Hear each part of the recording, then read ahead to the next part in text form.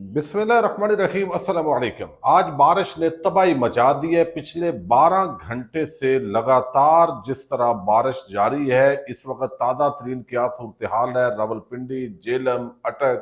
اس کے ساتھ چکوال، پھر منڈی بہاؤالدین، گجرات اور دیگر علاقوں کے اندر اس وقت تباہی مچی ہوئی ہے۔ کسان کی فصلیں برباد ہو گئی ہیں، لوگوں کی گاڑیاں، گھر، حتیٰ کہ بہت سارے لوگ محصور ہو کے رہ گئے ہیں۔ راولپنڈی کے اندر ہنگامی طور پر چھٹی کا اعلان کیا گیا اور ساتھ ہی پاک فوج کا جو آپریشن ہے اس کا آغاز کر دیا گیا ہے۔ اس ساری صورتحال پر بات کریں گے، اور اس ساری چیز کو جب ہم دیکھتے ہیں تو عموماً اس کو ہم ایک قدرتی آفت قرار دیتے ہیں، لیکن اس میں ہمارا کتنا قصور ہے، حکومتیں کتنی قصوروار ہیں۔ اور ایشین ڈیولپمنٹ بینک نے پاکستان کو قرضہ دیا کہ آپ نکاسی آب جو ہے اس کا سسٹم ٹھیک کریں، ڈرینج سسٹم، وہ پیسہ کہاں گیا؟ یہ بڑی عام خبر ہے، اس پہ بھی ہم بات کریں گے۔ علیمہ خان اس وقت NCCA پیش ہو گئی ہیں، جو نیشنل کرائم انویسٹیگیشن ہے ایجنسی، آپ کو علم ہے، نئی جو بنائی گئی ہے، اور PK ایکٹ کے تحت کاروائیاں ہوتی ہیں۔ ریاست مخالف سرگرمیوں کے تحت وہ پیش ہوئی ہیں، ان کی گرفتاری متوقع ہے، اور اس کے بعد کیا حکمت عملی ہوگی اس پہ بھی بات کرتے ہیں۔ امید ہے ویڈیو آپ سماعت کریں گے اور اپنے قیمتی فیڈ بیک سے ضرور آگاہ کریں گے۔ علیمہ خان کو یہ دوسرا تیسرا نوٹس ہے جو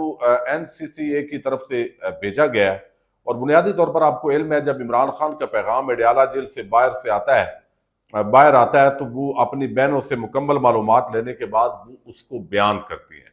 اور وہ اس کے اندر چونکہ اسٹیبلشمنٹ اور کچھ عام شخصیات کے حوالے سے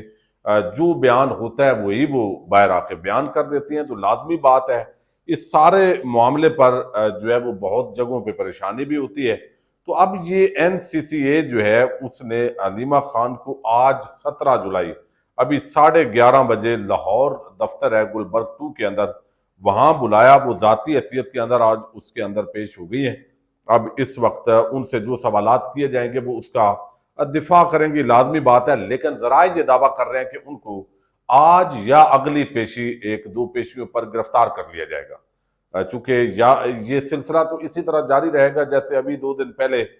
جو بیان ہے عمران خان کا پرسوں وہ انہوں نے دیا، اور اس کے اندر جن شخصیات کا ذکر تھا، تو لازمی بات ہے کہ علیمہ خان جو ہے وہ اس وقت برداشت نہیں ہو رہی۔ اور دوسری طرف جو ڈاکٹر یاسمین راشد ہیں، ان کے ہاسپٹل کے اندر ان کو پہنچایا گیا، حالت ان کی نازک ہے، عمر کا بھی تقاضا ہے، کینسر زدہ بھی ہے، لیکن پتہ نہیں کس مٹی کے بنے ہوئے منتقم مزاج طبقہ کیا انتقام لینا چاہتا ہے۔ یعنی قصور یہ ہے کہ نواز شریف کو الیکشن ہرایا ہے، اور وہاں پہ اب یعنی وجاہت خان ہے،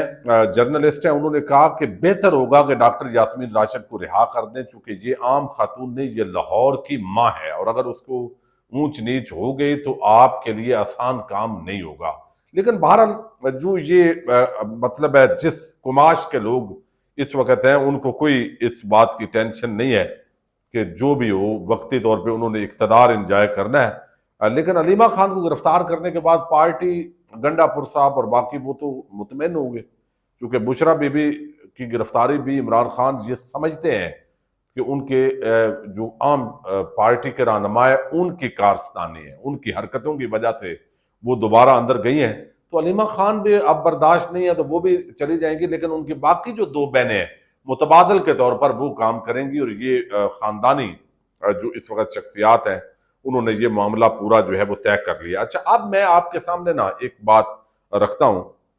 دیکھیے یہ جس طرح بارش ہوئی ہے اس کے اندر جو کلائمیٹ چینج ہے پوری دنیا کے اندر یہ مسئلہ ہے، پاکستان کے اندر بالخصوص ہے،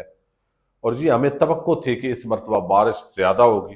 اور جب بارش زیادہ آتا ہے تو پانی بھی زیادہ آتا ہے، اور مسئلہ اب یہ ہے کہ اس پانی کو سنبھالنے کے لیے ہمارے پاس کوئی فارمولہ نہیں ہے۔ جو بھی حکومت آئی ہے، یعنی عمران خان کے دور میں کوئی 8-10 ڈیم ان پہ پراپر جو ورکنگ ہے وہ شروع ہوئی، اور اس سے ایک تاثر بنا کہ چلیں وہ جو اوپر پانی آ رہا ہے اس کو تو سنبھالا جائے، جو گلیشیئرز کے ذریعے آ رہا ہے، جو بھارت سے آ رہا ہے، جو دریا آ رہے ہیں۔ لیکن پاکستان کے اندر ہم نے دیکھا ہر بار سندھ کے اندر، پنجاب میں، خیبر پختونخوا کے مختلف علاقوں میں تباہی مچتی ہے، حکمران طبقہ جو ہے وہ ٹھیک ہے، آپ Imran Khan P T I اس کو لگے ہوئے ہیں، وہ سارا کام آپ بڑی زبردست خدمت کر رہے ہیں، اور پھر آپ جو ہے وہ 26ویں آئینی ترمیم کرنی ہے، ملک کے اندر کس طرح اگلے 10-15 سال حکومتیں کرنی ہے، وہ ساری کام جو ہے نا زرداریوں اور شریفوں کی اگلی جو نسل ہے، وہ اس نے پاکستان کی اگلی نسل، یہ جو نسل ہے اس کو کس طریقے سے ان پر حکمران بنانا ہے، یہ ساری چیزیں آپ کریں بھائی، آپ کو کون روک سکتا ہے؟ اب تو علامہ ناصر مدنی بیچارہ بھی کہہ رہا ہے کہ بھئی اب جو حکمران ہیں ان سے آپ جنازہ بھی پڑھائیں، یعنی وہ پنجاب کی حکمران کی شاید بات کر رہے ہیں کہ وہ بھی خاتون ہے، چلیں کوئی بات نہیں، تو وہ بھی آپ کر لیں، ان سے بھی کوئی اسٹامپ پیپر کا معاملہ بتایا جا رہا ہے کہ وہ لینے کی کوشش کی گئی ہے۔ تو اب تنقید آپ نے سننی کوئی نہیں، ٹھنڈا دل کے ساتھ اگر کوئی تنقید سنے، بات کو پازیٹیو لیں تو پھر اصلاح ہو سکتی ہے معاشرے کے اندر۔ کوئی یہاں دشمن تو نہیں ہے ایک دوسرے کے، ایک سیاسی نقطہ نظر کے اندر اختلاف ہے۔ اب یہ ایک جو ہے دیکھیں، یہ مکھی ہے اور یہ وہ کہتے ہیں نا ایک مچھر یہ کر دیتا ہے۔ اچھا، اب راول پنڈی کے اندر جیلم، چکوال، منڈی بہاؤالدین، یعنی منڈی بہاؤالدین کے اندر ابھی مجھے پتا چلا ہے کہ اپنا جو ڈگری کالج ہے جہاں سے میں نے گریجویشن کی ہے، گورنمنٹ ڈگری کالج، اس کی دیوار گر گئی ہے۔ جیل کی جو جیل ہے منڈی بہاؤالدین کی، وہ دیوار گر گئی، اور ویسے بھی وہ حاکم مال ہے سامنے، اور نیچے جو جیل ہے وہ تھوڑی نیچے پڑتی ہے، اور وہاں بھی بیرکوں کے اندر پانی آ گیا، اور پہلے بھی جب زیادہ بارش ہوئی تھی تو یہاں سے قیدیوں کو مختلف اور جیلوں کے اندر منتقل کرنا پڑا، پرانا چونکہ جیل ہے۔ اچھا، اب یہاں یہ صورتحال ہے، یہاں راول پنڈی کے اندر ایمرجنسی ہے، فوج نالہ لئی کے اندر اور دیگر مقامات جو سما دریا ہے اس طرف ایمرجنسی نافذ کر دی گئی ہے، اور ساتھ ہی جو ہے وہ وارننگ جاری کی گئی ہے، پاک فوج آپریشن میں حصہ لینا شروع ہو گئی ہے، بعض لوگ محصور ہو گئے ہیں، اپنے چھتوں پہ چڑھے ہوئے ہیں، ان کو بچانے کی کوششیں ہو رہی ہیں، اور بر وقت بہت سارے لوگ، ایک شخص نے جا کر ویڈیو بنائی، اس کو میں اپریشیٹ کرتا ہوں کہ بھائی جب سارے سوئے ہوئے ہیں تو اس نے کہا بھائی ابھی بچا لو نا، بعد میں آ کے کیمپ لگانے ہیں، امدادیں اکٹھی کرنی ہے، تو بندے بھائی ابھی یہ ہیں، اور وہ اس وقت جو ہے وہ باہر نکلنے کی پوزیشن میں نہیں ہے، تو زندہ کوئی بچا لیا کرو نا۔ تو وہ اس وقت بہرحال یہ آپریشن شروع ہو گیا ہے، اور ہمارے ڈپٹی کمشنر راول پنڈی، بھلا ہو ان کا کہ وہ 10:30 بجے 10:15 بجے اٹھے ہیں،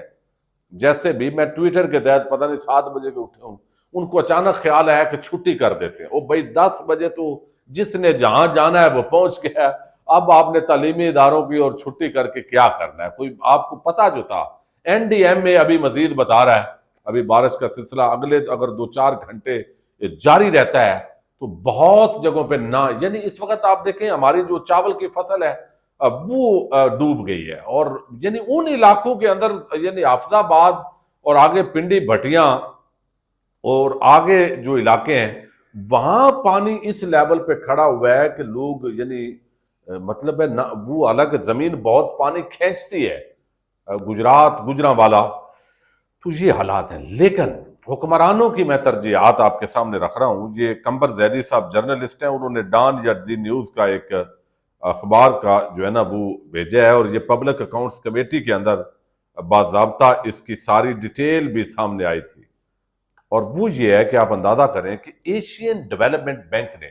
پاکستان کے اندر جب 3-4 سال پہلے سیلاب آیا تو اس وقت $3 بلین 2022 کا جو سیلاب ہے آنے کے بعد متاثرین اور سیلاب سے متاثرہ علاقوں کی بحالی کے لیے دیے، ایشین ڈیولپمنٹ بینک نے، اور یہ بنتا ہے تقریباً 100 ارب بنے گا اگر اس کو ہم دیکھیں۔ اور وہ کیا دیا کہ بھئی اپنا جو نہروں کا سسٹم ہے، دریاؤں کا سسٹم ہے، یا جو نکاسی ہے، اس کو آپ ٹھیک کریں۔ چلو گاؤں کے اندر جو نکاسی ہے یہ صرف ٹھیکیداروں کو پیسہ بنانے کا کام ہے، کسی گاؤں میں چلے جائیں نکاسی کا کوئی سسٹم ہی نہیں ہے۔ شہروں کے اندر نئی سوسائٹیاں بن رہی ہیں، اور پرانے جتنے مکانات ہیں وہ بیچارے، اب پنڈی کے اندر آپ دیکھیں نا، شمس آباد اور آگے مختلف جگہوں پہ وہ کس طریقے سے لوگ مجبور ہیں۔ اچھا، اب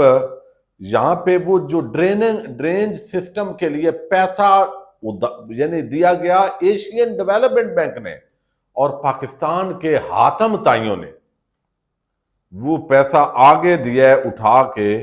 قدرتی آفت آئی، ترکی اور شام کے متاثرین کو بطور امداد دے دیا۔ یہ پبلک اکاؤنٹس کمیٹی کے اندر انکشاف ہوا ہے، اور وہ قمر زیدی صاحب نے اس پر لکھا ہے کہ آڈٹ رپورٹ ابھی جو آئی ہے اس میں انکشاف ہوا ہے کہ وہ رقم اٹھا کر ترکی اور شام کے متاثرین کو بطور امداد دے دی گئی۔ کمیٹی میں اپوزیشن لیڈر عمر ایوب اور شادیہ مری نے کافی شور مچایا کہ یہ چوری ہے، کسی نے نہیں سنی۔ آج پنجاب ایک دفعہ پھر سیلاب میں ڈوبا ہوا ہے، اور ہم پھر بیرونی امداد کی طرف دیکھیں گے۔ دہائیوں پر محیط تجربہ کار حکومت کا یہ اس وقت حال ہے۔ اب یہ بتائیں جی، یعنی ایک ہے قدرتی آفت، آپ کہتے ہیں نا بھئی عرب ممالک دبئی کے اندر جس طریقے سے بارش آئی ڈوب گئے، بھئی دبئی کے اندر میں آپ کو بتاؤں، سعودی عربیہ، یو اے ای اور یہ جتنا علاقہ ہے عرب کا، آگے عمان، بحرین، اردن اور یہ سارے شام تک جو علاقے ہیں، عراق وغیرہ،